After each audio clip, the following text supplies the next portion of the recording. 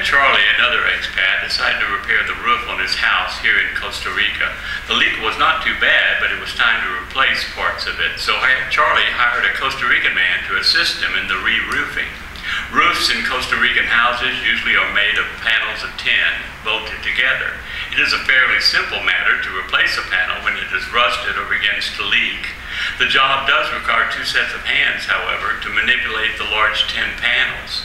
Charlie and his Costa Rican employee worked on the roof throughout the morning. They worked quickly because Charlie, like most of us gringos, really didn't know any other way of working other than fast and furiously. As the noon hour approached, the employee indicated that he wanted to go to lunch. Well, certainly he can go to lunch, Charlie told me, although we still had quite a bit of work to do. I would see him when he had returned from eating, and we would complete the job then. We would have to work quickly, but we could do it before the afternoon rains arrived. Well, the lunch hour ended, and the worker did not return. It got later and later. Clouds began to form on the horizon, and my house stood there with no roof on it to ward off the coming deluge. I asked Anna, my Tica wife, how soon is it going to rain? She answered, it's raining over there across the hills already. It will rain here in about a half an hour.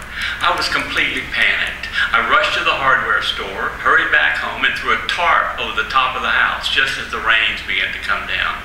The worker never came back all afternoon. I was furious. I gathered up his tools, put them outside the front gate, and told Anna, when he shows up, you tell him he is fired and to go away. Well, he finally did show up on Monday morning, 3 days later. He was all full of smiles and buenos dias and ready to go to work as if nothing had happened. I told him he was fired, and he became all hurt and confused, wondering why I was upset.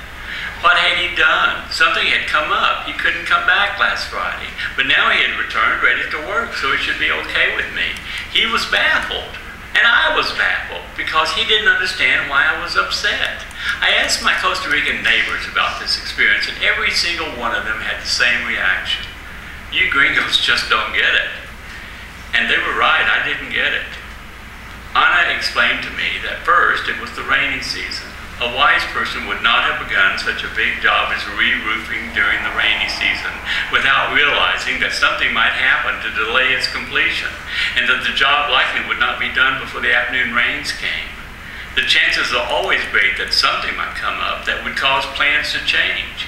You must be flexible in all things in this culture. It is not linear. Things do not follow a gringo time-related order. The moment is always more important than some scheduled activity, even an activity as important as a job. Any gringo thinking of moving to Costa Rica had better understand this. You can be assured that Costa Rican culture is not going to adjust to you, so you had better be prepared to adjust to it.